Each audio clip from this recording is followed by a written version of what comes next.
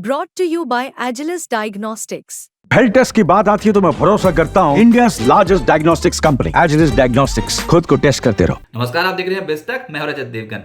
हाल में बाजार में बहुत जबरदस्त बिकवाली देखने को मिली, ऐसी बिकवाली जिसने सबको अपनी चपेट में लिया है। अच्छे बुरे सब स्टॉक्स टूटे हैं, निवेशक परेशान है, पोर्टफोलियो है लालम लाल। और बाजार में अभी ये करेक्शन कब तक रह सकती है? मौजूदा स्तरों पे बाजार वैल्यूएशन के टर्म्स में कैसा लग रहा है? सीएलएसए की एक रिपोर्ट आई है, वो भी बताना जरूरी है। तो इन तमाम मुद्दों को इस वीडियो में डिस्कस करेंगे। शुरू से आखिरी तक वीडियो जरूर देखिएगा। लेकिन सबसे पहले बाजार Nifty all time high levels छुए थे 27 सितंबर 2024 को। आंकड़ा था 26,277.35। अब इस लेवल पर गए थे और उसके बाद तो धड़ल्ले से टूटते ही चले जा रहे हैं। अक्टूबर महीने में बहुत भयंकर बिकवाली, सुपड़ा साफ। नवंबर महीना भी खराब निकल रहा है और अब 14 नवंबर का जो क्लोजिंग प्राइस आया वो था 23,532.7। 2,744 पॉइंट्स उड़ गया है निफ्टी अपने रिकॉर्ड हाई लेवल से। परसेंटेज टर्म्स में देखोगे तो 10.5% बैठता है ये। और जैसे मैंने कहा कि रिकॉर्ड लेवल्स तो 10.5% है, लेकिन आप क्लोजिंग बेसिस पे देखो, मंथली क्लोजिंग बेसिस पे गिरावट। अक्टूबर महीने में 1,605 पॉइंट साफ हुआ निफ्टी, 6.2% की गिरावट। और नवंबर में अब तक 672 अंक लुढ़क चुका है, यानी कि लगभग 2.7% की गिरावट आ चुकी है। बाजार में गिरावट की वजह अब तो सबको पता है कि Q2 अर्निंग्स बहुत खराब आई थी और उसकी वजह से निवेशकों का कॉन्फिडेंस ही टूट गया। जितनी उम्मीद थी, ओवर ऑप्टिमिज्म जिसे आप कहते थे, उसमें आप ट्रेड कर रहे थे, रिकॉर्ड पर रिकॉर्ड मारते चले जा रहे थे। लेकिन एकदम से स्लो डाउन का खतरा पैदा हुआ। Q2 अर्निंग्स बहुत सारी कंपनियों ने खराब दे दी, एस्टिमेट्स के मुताबिक नहीं थी और बाजार सरेंडर कर गया। फिर एफआईएस तो बेच ही रहे हैं। रिकॉर्ड बिकवाली देखने को मिली अक्टूबर महीने में। नवंबर में भी चुप नहीं बैठे हैं, नवंबर में भी बेचते चले जा रहे हैं। ये कह सकते हो डीआईएस की खरीदारी है, लेकिन एफआईएस बहुत भयंकर तरीके से तोड़ गए। फिर अमेरिका में इलेक्शन हुए, डोनाल्ड ट्रंप की वापसी हुई और अब यूएस के अन्य देशों के साथ रिश्ते कैसे रहेंगे उस पर बड़ा सवाल है। हालांकि भारत के साथ अभी भी अनुमान यही है कि रिश्ते ठीक रहेंगे, लेकिन फिर भी देखते हैं कि टैरिफ वॉर कहीं ना छिड़ जाए तो वो एक बहुत बड़ा खतरा हो सकता है। स्पेशली जो चीन के साथ होगा उसको तो हम बहुत क्लोजली वॉच कर रहे हैं, लेकिन इंडिया से भी किस तरीके से फॉरेन रिलेशंस मेंटेन करता है यूएस, उसके ऊपर भी थोड़े अभी सवाल हैं। साथ साथ डॉलर के मुकाबले रुपया रिकॉर्ड निचले स्तरों पर पहुंचा है, बहुत तगड़े तरीके से टूट गया ये भी। और इजराइल ईरान के बीच में स्थिति खराब ही होती चली गई थी, उसका असर भी स्टॉक मार्केट पे आता हुआ नजर आया। लेकिन मेजरली इसमें से देखोगे तो Q2 अर्निंग्स ही है जिसकी वजह से मूड खराब हुआ है। अब वैल्यूएशंस मौजूदा स्तरों पे जहां पर आप पहुंचे हो, वहां पर अगर पीई के मल्टीपल पे यानी कि प्राइस अर्निंग मल्टीपल पे देखोगे ट्रेलिंग 12 मंथ्स, तो आप 21.6 के मल्टीपल पे हो। अब ये 10 साल की, 5 साल की, 3 साल की औसत से अगर कंपेयर करो तो 3 साल की औसत है 22.1, 5 साल की औसत है 23, 10 साल की औसत है 23.5। उसके मुकाबले तो ये ठीक नजर आता है, यानी कि आप महंगे नहीं हो ज्यादा। ऊपर से आप प्राइस टू बुक मल्टीपल भी देखोगे तो 3.5 पे हो मौजूदा, और 3 साल की औसत है 4.2, 5 साल की औसत है 4.1 और 10 साल की औसत है 3.6। इस लिहाज से अगर आप देखोगे तो ट्रेलिंग 12 मंथ्स की औसत अगर आप कंपेयर करोगे हिस्टोरिकली तो आप ज्यादा महंगे लग ही नहीं रहे हो मार्केट में अभी।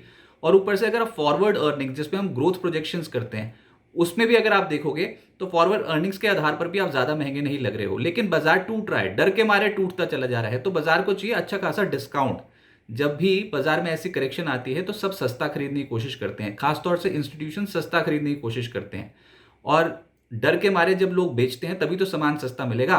तो अभी उसी डर के मारे बाजार जो है वो टूटता चला जा रहा है और एफआईएस की इंडेक्स लॉन्ग पोजीशंस जो है वो बाजार में 22.83% पे आ गई है। अब ये इंडेक्स लॉन्ग पोजीशंस 22.83% पे आई है तो कहना मुश्किल है कि ओवरसोल्ड है, क्योंकि हमने जब इलेक्शंस का टाइम था जून 2024 तब ये इंडेक्स लॉन्ग पोजीशंस एक बार 12.76% पे भी जाती हुई देखी थी। वहां से बनी थी खरीदारी और कैटलिस्ट बना था इलेक्शंस के बाद ही हमने देखा था कि बहुत ही अच्छी खरीदारी होती हुई नजर आई।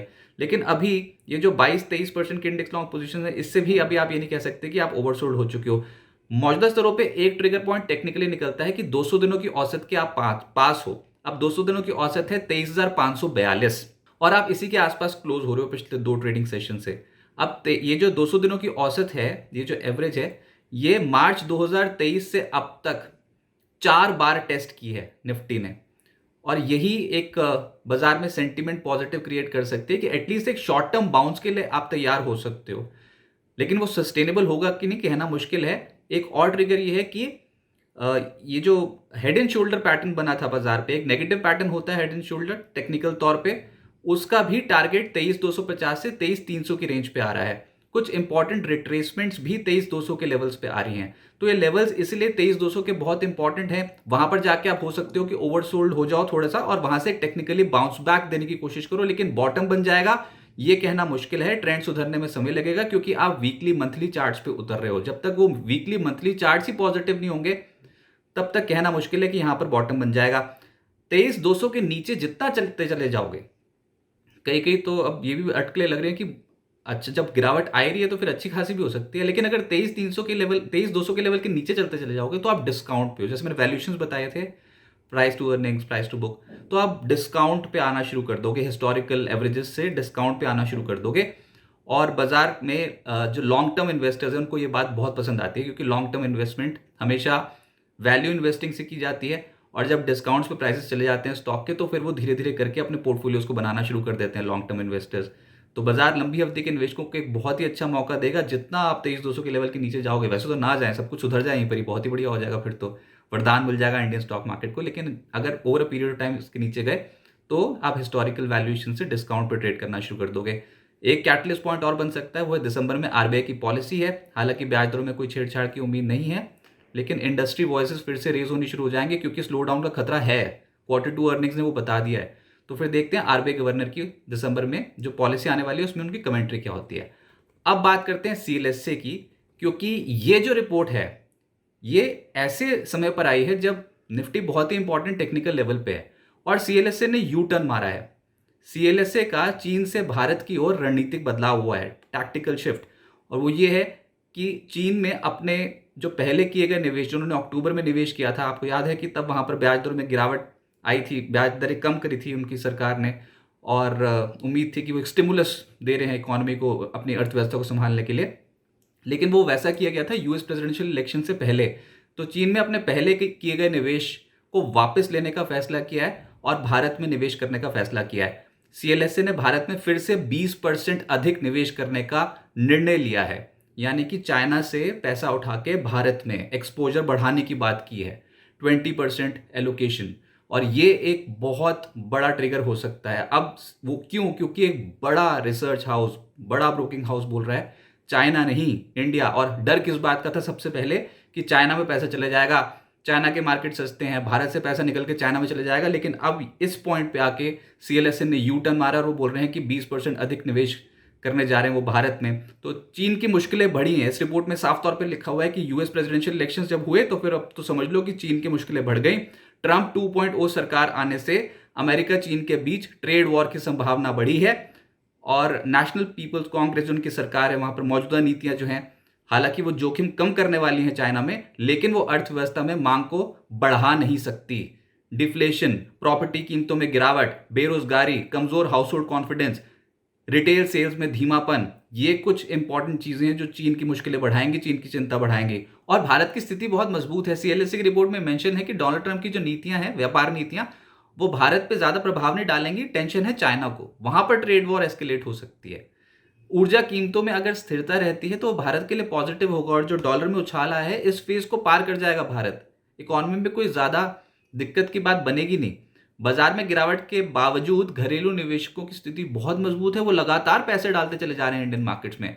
और ऊपर से प्रॉब्लम तो है एफआईएस की ओर से, लेकिन उनकी जो बात हो रही है विदेशी निवेशकों से, अब वो कह रहे हैं कि एपेटाइट तो है, ये तो दिखता है, क्योंकि विदेशी निवेशक अब इस गिरावट के बाद भारत में वापसी का अवसर खोज रहे हैं। तो ये तो कॉन्फिडेंस बढ़ाने वाली रिपोर्ट है। अब इस पड़ाव पे आई जब बाजार ऑलरेडी बहुत ज्यादा करेक्ट हो गया और 200 दिनों के औसत के आसपास है, ये तो फिर इत्तेफाक वाली बात है। लेकिन ऐसा जरूरी नहीं कि आप 200 दिनों की औसत को टच करोगे और एकदम से भागना शुरू कर दोगे। एक कुछ हाल आ सकता है, वो ठीक है, लेकिन अगर आपने यहाँ पर टाइम स्पेंड किया, थोड़े दिनों तक 200 दिनों के औसत के नीचे भी चले गए, तो फिर ना वो निवेशकों के लिए बहुत बेहतरीन मौका बनता चला जाएगा। क्योंकि यहाँ से जैसे मैंने कहा कि आप 23,200 के लेवल के जितना नीचे चलते जाओगे आप डिस्काउंट में ही जाओगे। हिस्टोरिकल रेशियोज के हिसाब से, वैल्यूएशन रेशियोज के हिसाब से आप डिस्काउंट में होगे। तो ऐसी तो मार्केट चाहिए होती है निवेशकों को लॉन्ग टर्म इन्वेस्टमेंट करने के लिए, कि सब कुछ जो उनको चाहिए था, जो अच्छा स्टॉक वो सिलेक्ट करके बैठे थे, वो उनको अच्छे दाम पे भी मिल जाए। तो ये निवेशकों के लिए जो सिस्टमैटिक इन्वेस्टमेंट करते हैं उनके लिए एक बहुत बेहतरीन मौका इंडियन मार्केट्स में बनता हुआ नजर आएगा।